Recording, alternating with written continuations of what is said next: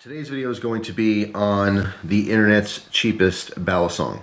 That is this one right here, at least from what I can see. Now, two things to note. Number one, this one is a trainer, okay, so there's no sharp edge on here.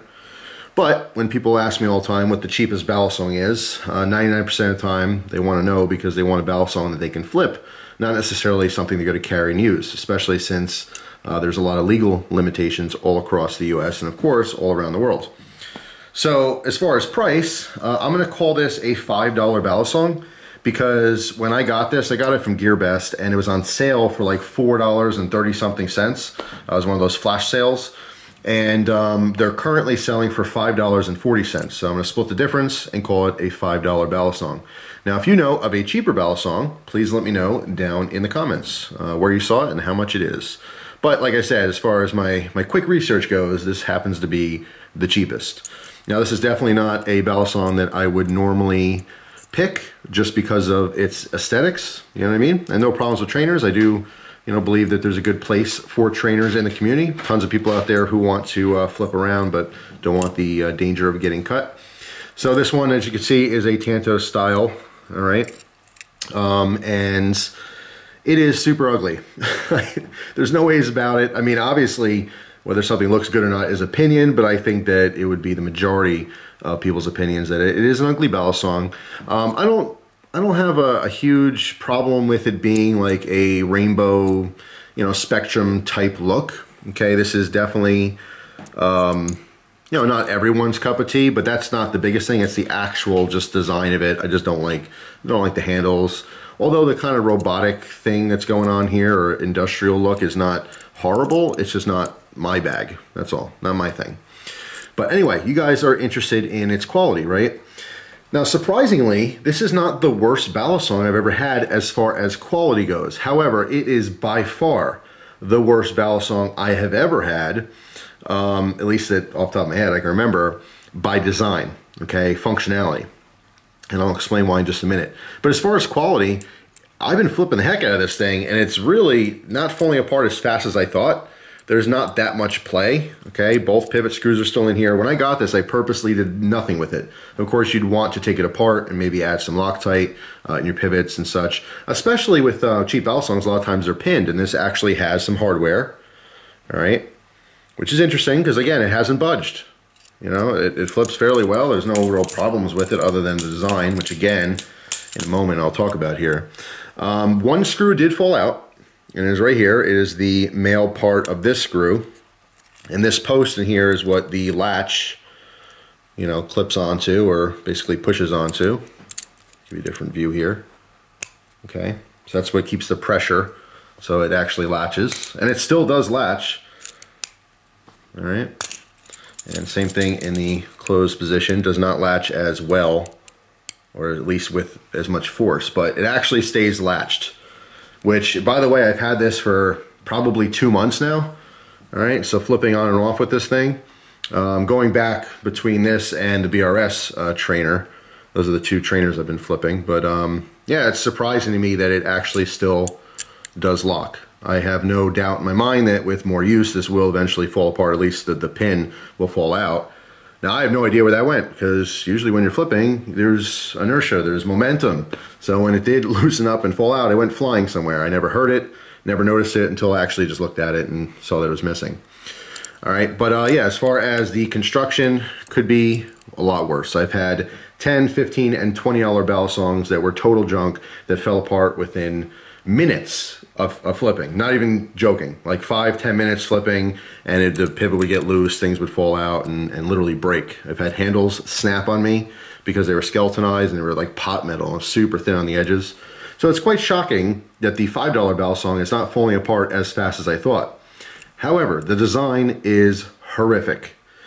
The major problem here is right here, okay? You can see that they have 2 pins, okay? So it is like a Zen style Balisong. There's not a Tang pin at all.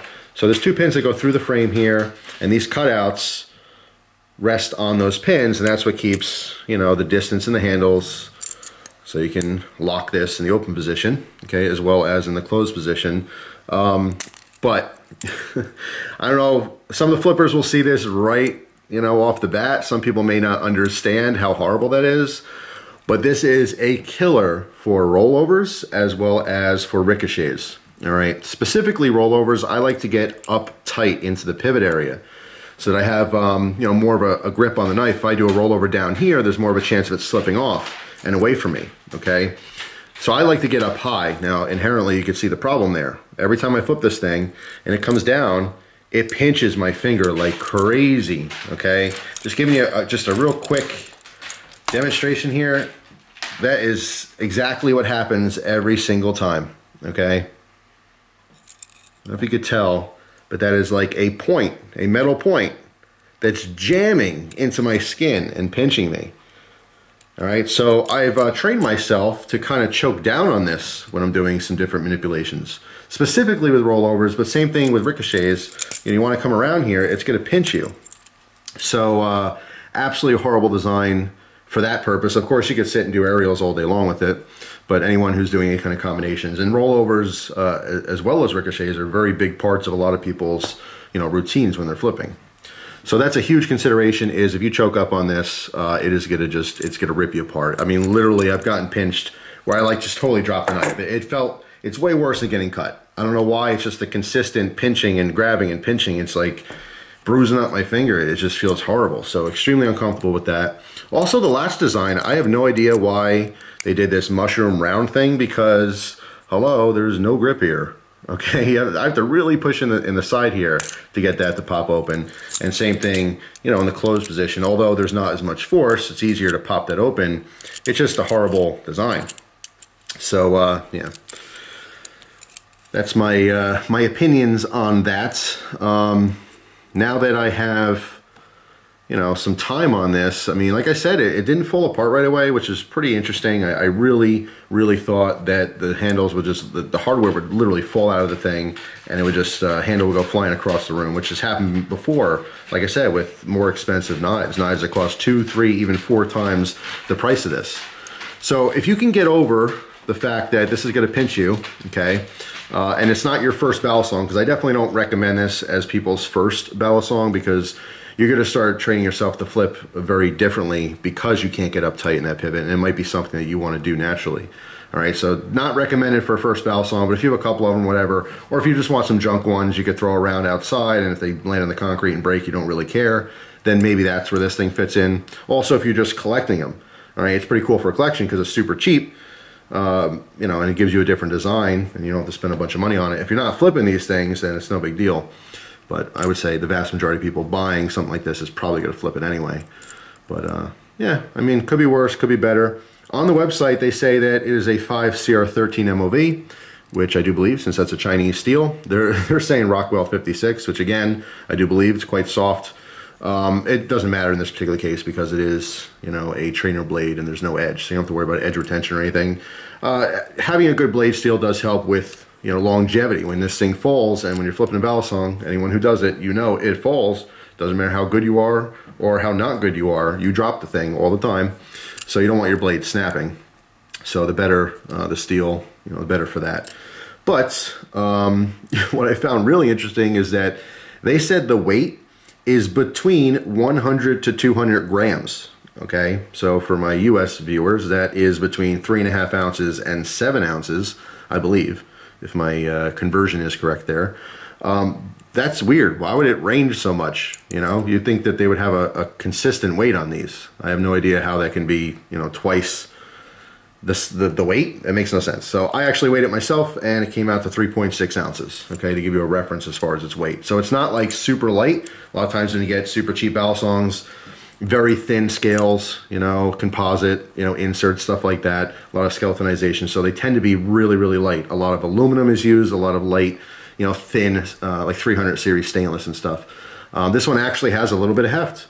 So to be honest, as far as flippability, it really is disappointing that this is designed this way, because if this was not designed that way and this was not an issue, the latch is not really a big deal.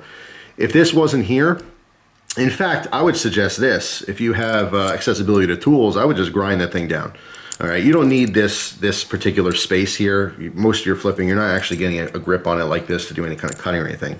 So if you got anything, especially for $5, if you have an angle grinder or, I don't know, a belt sander or something, I would just knock that thing off, even in just cutting it off with some kind of a saw or something.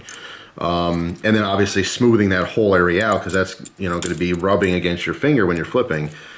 That would be a good idea, in my opinion. If you have the capability and the tools to modify this, I would just totally get rid of that entire part there and smooth this whole part out here. Just round it all out so it's nice and, you know, gentle on your fingers when you're flipping. But yeah, $5, it's really hard to beat. I was kind of expecting the worst Balisong in the world. It's shocking that the cheapest one is a lot better than a lot of the other more expensive ones. You know, still, when you say cheap Balisong, I always think under 20 bucks. That's a cheap Balisong.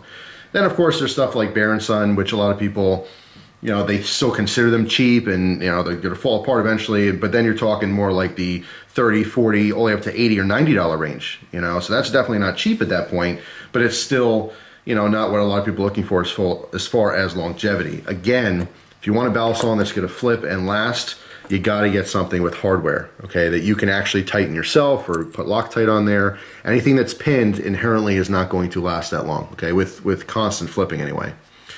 So yeah, that's pretty much it. Let me know down below if you can find a Balisong cheaper than $5 online that's in stock. By the way, I believe they do still have these in stock. So there you go. Besides this, there are a slew of different cheap Balisongs out there. Amazon's a good source for them. BladePlay.com, I tell people all the time, it's just a site I used to use way back in the day. They have cheap automatics and cheap Balisongs as well. eBay, you know, there's a bunch of different places you can get some cheapos. But for $5, it's tempting. I just wish the design was just slightly different.